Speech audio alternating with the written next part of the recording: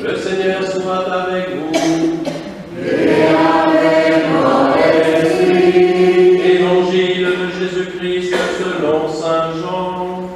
Gloire à toi, Seigneur. En ce temps-là, Jésus disait à la foule, « Moi, je suis le pain vivant qui est descendu du ciel.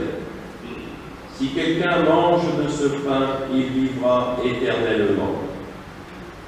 Le pain que je donnerai, c'est ma chair, donnée pour la vie du monde. » Les Juifs se querellaient entre eux. Comment celui-là peut-il nous donner sa chair à manger?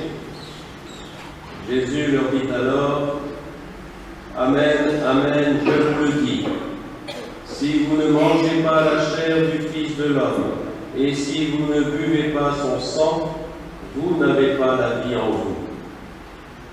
Celui qui mange ma chair et boit mon sang a la vie éternelle, et moi, je le ressusciterai au dernier jour.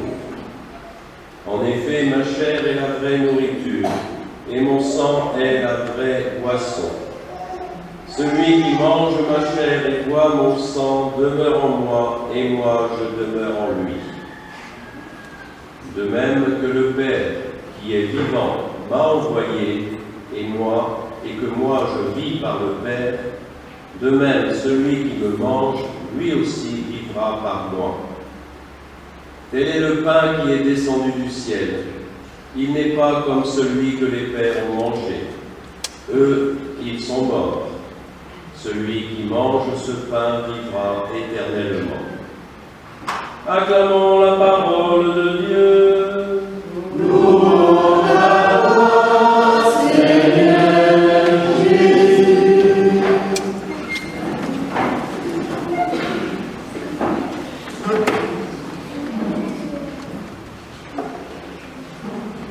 Nous voici à l'avant-dernière étape du discours sur le pain de vie. Jusqu'à maintenant, Jésus s'est présenté comme étant lui-même cette nourriture qui rend capable de vivre éternellement. Et il a affirmé que pour participer dès maintenant à la vie éternelle, il était nécessaire, il était requis de croire en lui. Dans l'évangile de dimanche dernier, il nous a dit « Celui qui croit en moi a la vie éternelle ». Aujourd'hui, Jésus fait un pas de plus, un grand pas en avant même. En effet, Jésus parle de chair à manger et de sang à boire.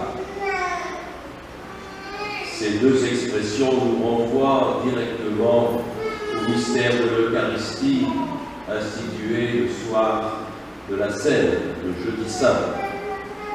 Ce soir-là, Jésus prit du pain dans ses mains, puis prit du vin dans une coupe et dit « Ceci est mon corps, prenez et mangez, ceci est mon sang, prenez et buvez. » Les gens qui entendent cet enseignement de Jésus se voient donc invités non seulement à croire en lui, mais à manger sa chair et à boire son sang. Chair et sang, ce sont deux mots qui nous décrivent, qui nous renvoient à la totalité de sa personne. Manger et boire, ce sont deux verbes qui indiquent une communion en profondeur avec celui qui se livre ainsi. Une communion d'une extrême profondeur. Bien sûr, les paroles de Jésus dépassent totalement ceux et celles qui l'écoutent. Les Juifs savaient bien qu'il ne fallait pas, qu'il était interdit de boire du sang. Et les Juifs n'étaient pas anthropophages, ils ne mangeaient pas la chair des hommes. Alors, il pose la question, et depuis ce temps-là, on se la pose, que l'on soit croyant ou incroyant. Comment cet homme-là peut-il nous donner sa chair à manger? Jésus n'explique pas comment cela va se faire et comment cela est possible.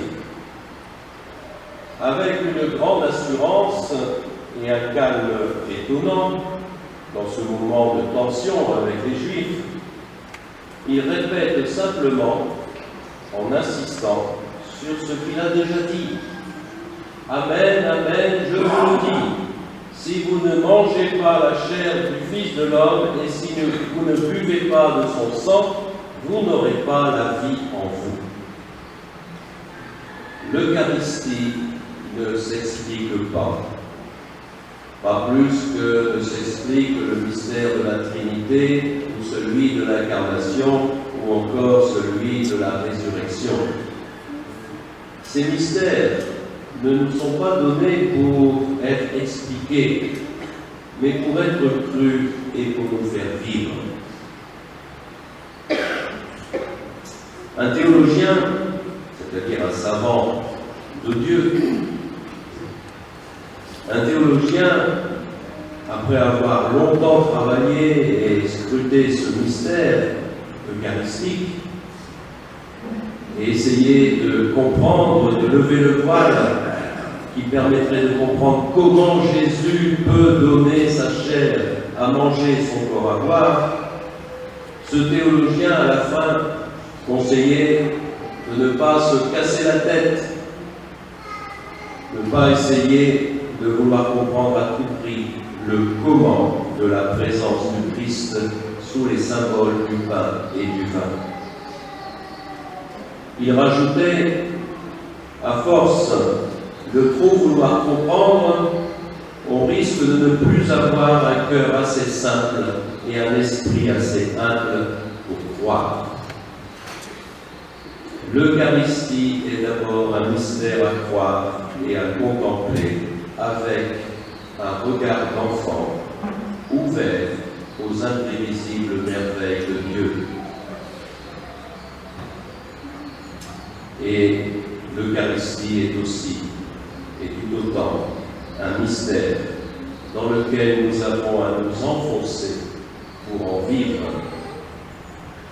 Vivre de l'Eucharistie, c'est vivre dans l'alliance. Manger la chair du Christ et boire son sang, c'est faire alliance avec lui. Voilà bien ce que nous a affirmé Jean dans l'Évangile. Celui qui mange ma chair et boit mon sang demeure en moi, et moi je demeure en lui. L'Eucharistie fait de ceux et celles qui la mangent et la boivent des alliés du Christ, et par lui des alliés de Dieu. Cette alliance est à ce point intime que le croyant vit alors par le Christ, tout comme le Christ vit par le Père. L'Eucharistie nous entraîne donc dans l'intimité du Fils de Dieu. Elle met en nous sa vie et son esprit. Elle fait de nous des membres de son corps. Si nous vivons profondément ce mystère, nous pourrons, comme l'apôtre Paul, nous écrier souvent « Je vis, mais ce n'est plus moi, c'est le Christ qui vit en moi ». Une telle intimité ne s'explique pas, elle ne peut que s'expérimenter. Ne l'expérimente que ceux et celles qui consentent à se laisser entraîner dans le mystère du pain et du vin, qui est un mystère de don de soi. Nous qui sommes accueillis à la table eucharistique, nous qui communions chaque dimanche et aussi en semaine, puissions-nous pouvoir souvent la prononcer, la parole de Paul. Ce n'est plus moi, c'est le Christ qui vit en moi. Amen. Amen.